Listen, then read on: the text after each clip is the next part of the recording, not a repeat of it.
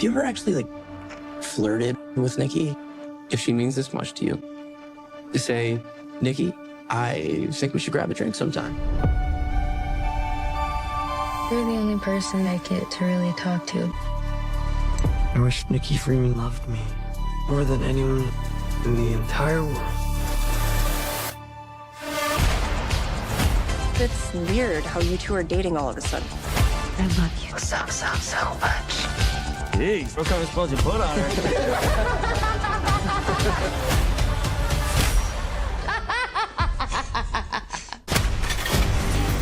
I know you like me, Bear.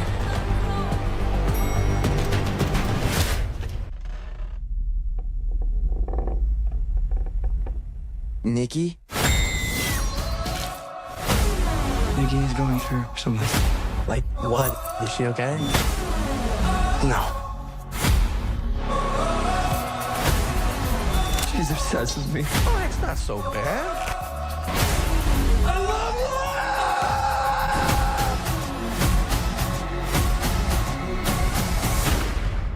You wished for this. Obsession, only in theaters May 15th. Get tickets. Hello, and welcome to Mark Goes to the Movies. This will be episode 112. I tried to record this a couple times last night, and I just kept falling asleep while I was recording. If you pay me some money, I'll put those up. I'll put one episode of just me just nodding off and yawning and just getting real slow and talking about the movie. Really embarrass myself here. But I did so much yesterday. I had so many episodes to record. I'm gonna get them all knocked out today. We could get maybe 5, 6 new episodes of Mark Goes to the Movies today. I'm just gonna drop them as I make them. I'm not gonna hold on to them because tomorrow's Friday. I'll probably do 1 or 2 tomorrow, and then we'll keep boosting up. Will we get to 250 by July 4th? I don't know if I mentioned this. July 4th, we will have hopefully 250 episodes for the 250th anniversary of our country. Will we get to 5,000 downloads? Probably not. I don't see that happening. But the numbers are good, though. The numbers are pretty healthy. Right now, we are currently at 1,525 downloads, 771 in the past month, and 13 in the past 24 hours. So it's pretty good. I hope, because this is a new movie and I was able to see it a day before the preview night, so it was a special screening. I'm talking about Obsession, by the way. I don't know if I mentioned this. God, such a great movie. So good. I wish I was able to keep conscious enough to record it from last night where the excitement was like fresh and new. But with this one, I think I've been reading a lot about it, and it's I mean, everyone seems to enjoy it. They seem to see the same thing I saw with Undertone. I don't think anyone saw it. A lot of people, they're pretentious assholes that get online, and then this is what's wrong with a lot of the community in horror films, is that everyone has an opinion, and that includes the dumbass douchebags, pretentious pieces of shit that go on here and they like it's not for them, right? Well, you gotta have more than 5 brain cells for one. That helps. Having more than a couple brain cells to able to understand a plot and how structure works. A lot of people, they just been like and I don't want to say I don't like these kind of movies, but a lot of movies are just dumbed down enough where they have to. I mean, when's the last universally loved horror movie came out? Can you even think of one? Everyone goes, I like old movies from the 80s. The best. I mean, I've said it plenty of times. The Undertone, great movie, didn't get enough love because people just they got enough, but there's gonna be a sequel. You're gonna see it pick up. When the sequel comes out, you're gonna see it pick up. I think people are gonna see it when it comes on, and it's on A24. That's the other problem. I think it will stream on HBO Max, they have the A24 contract. So hopefully someone discovers it there and they pick it up. They are doing a sequel. I think it's a trilogy because they are very low budget. That's a great thing about these low budget movies is that they make a profit at least. Obsession is completely different though. I know I just built up undertone just to say, well, Obsession, same kind of movie, but also completely different. It's not. I like to think of horror movies as like a roller coaster, right? A lot of roller coasters, you immediately go straight up just to go down, and then you just go up and down, up, and I think those are like jump scares, where they just come in here and they set you up and they shot and then scare you, and then you give you a little bit of movie, and then you have another hill and they scare you, and they just do that shit. With Obsession, this was more like one of those movies where it was uh just really made you uncomfortable. Like I didn't there was parts where I was like, fucking stop, dude. Like, please don't do this. Stop. I don't want to see this. I don't I understand what you're going for. And it's not a bad way. It's just like I love horror movies. I do. It's just I'm used to like the fun horror movies from the 80s. That's what I grew up on. This shit is sick and it makes me very uncomfortable and it's like don't like since I don't like it. I don't I don't enjoy it, but I do enjoy it. Like, right? So like when I was I guess it explains my horror. Like I love 80s horror movies. They're fun, campy. The sleepaway camp movies, you know, Halloween is my favorite horror movie, and that one's just more because it's just genuinely scary. This is the same way with this movie. It's genuinely scary, because it could happen. Like I mean, I'll just like I don't know. You can't. I guess it can't. But you could date a psycho, is what I think the thing. Someone could become obsessed with you. You don't know. As someone who talks to a lot of people, because I am single and I have these dating sites, someone could easily really mess with your head and just go. Let me just explain the plot. Maybe that goes into it a little better. If you don't know what obsession is, if you're not into like the horror news like I am. Obsession is a plot. There are about four friends. Let me see if I can do this offhand. Four friends, all right? So let me give you your antagonist and your protagonist. Your protagonist, the main character of the story, is his name's Bear. He's like this. He reminds me of what's his face from Stranger Things, but older, obviously. Noah. I don't know. Will from Stranger Things. He's a little nerdy. He's a little weird. He's a little awkward, but he can't be like this handsome leading man. So he's a main person in the story. He's in love with this other friend named Nikki. Nikki's one of those cool alternative girls, I guess. Doesn't need a man, that type shit. Then you have the supporting characters. Sarah, yeah, her name was Sarah. Sarah, she's like I don't know, she's a sidekick. Is what she is. Not good enough to be like your main character or in love, but she secretly has a thing for Bear. Bear doesn't realize it because Bear's such in love with Nikki. Then you have Cooper, who oh wait, sorry, is that his actual name? Let me put my glasses on. There's the character. I think his character's name is something different.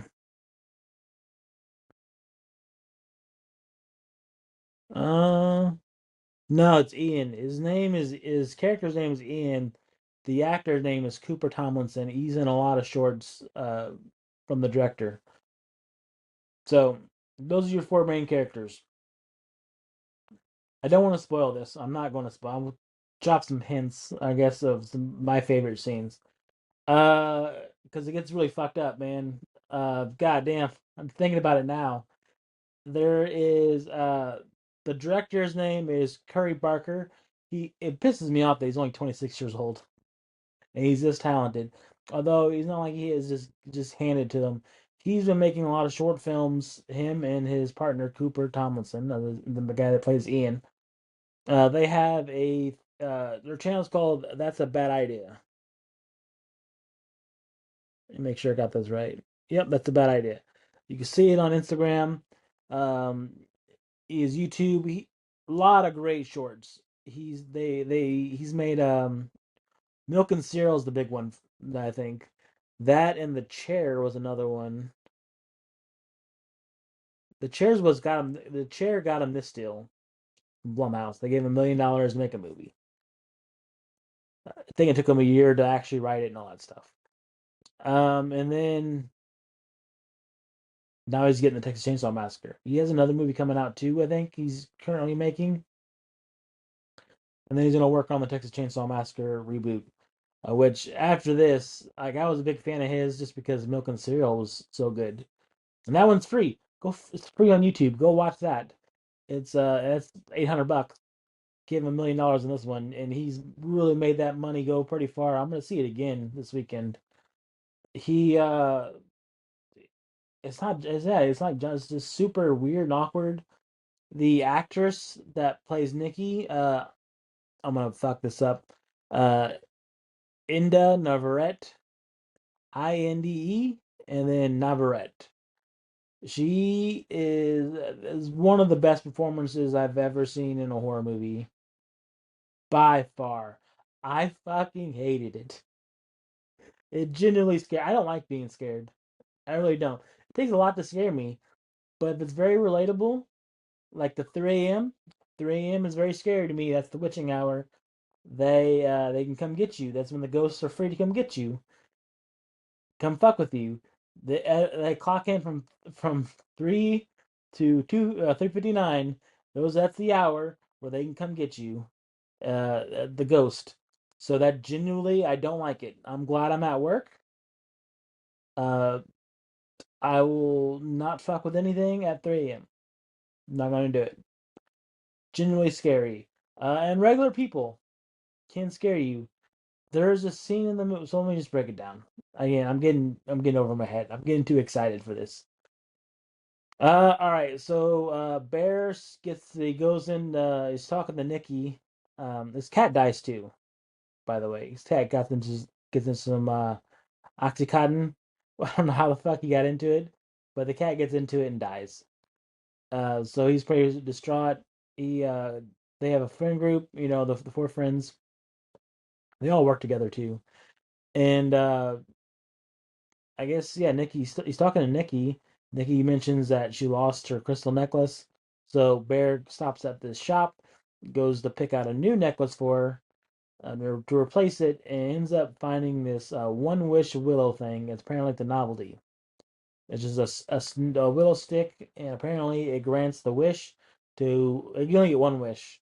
It grants the one wish to whoever snaps it. Uh, when he does this, he wishes for Nikki to love him more than anybody else in the world. And this is where the shit hits the fan and they get super creepy because it's an obsession with Bear.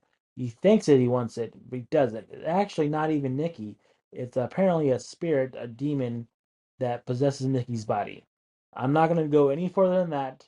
Besides, it gets really fucked up after that. Like, really bad.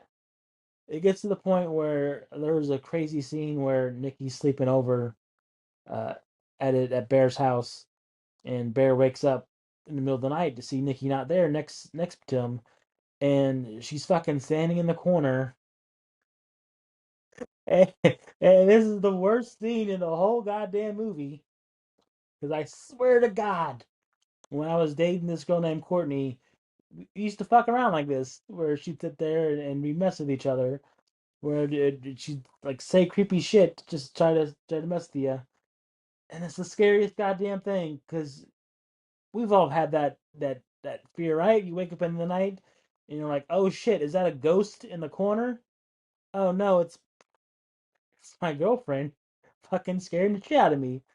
And just the way because it's not Nikki, it's the demon that's speaking.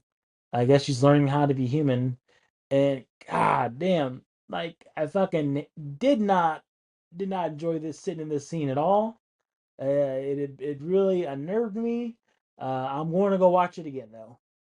Like, damn. The actors that plays her, it's again.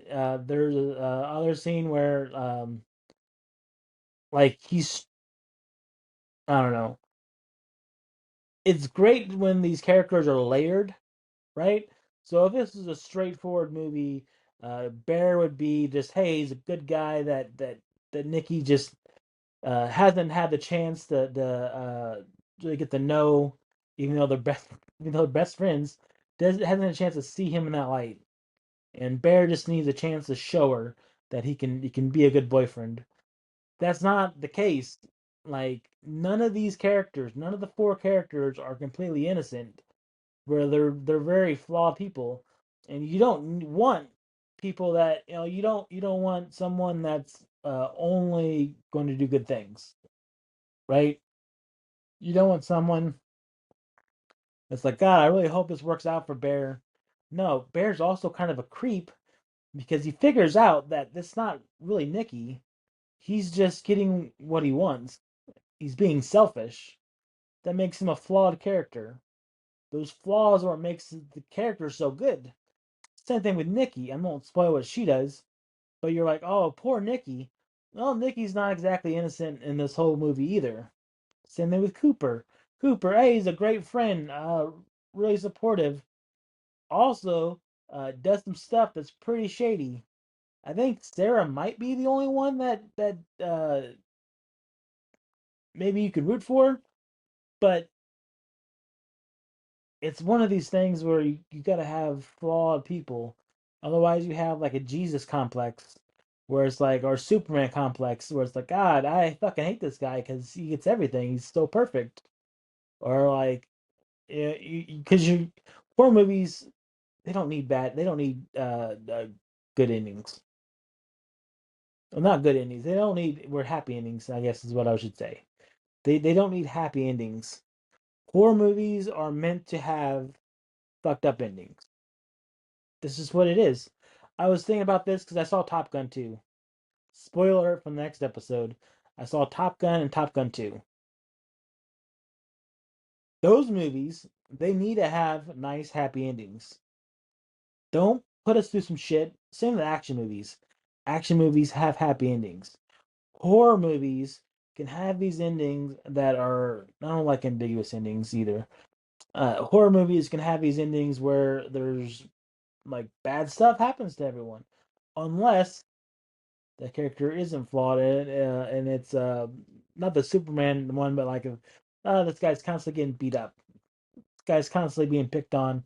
This guy's innocent. No one's completely innocent in any movie, but like, you know, that's my cuckoo clock. If you can hear that, Snoopy came out. I always want to cuckoo. I'm not going to go into that. We'll save that. But no, this movie is so good. 97% on Rotten Tomatoes, if that matters to you. Will it make a whole lot of money? I hope it makes a ton of money. We are so spoiled this year for horror movies with The Undertone, like I mentioned. Scream 7 was pretty good. What's another one? Hokum, I hear, is great. I think I missed it. I I meant to see it 4 times, didn't force myself to see it. Should have got my ass on the road and went to the movies and saw it, but I think it's done. But Hokum's really, I hear, is really good. Uh, Obsessions is amazing. Passenger comes out next week. Passenger is another one. Looks amazing. After that, The Backrooms looks amazing. We're just hit after hit after hit. And the sad thing is, I know I don't want to complain, but the sad thing is that none of these are in October. The month for Halloween, the month for scary shit. We're missing out. Like, what are we doing?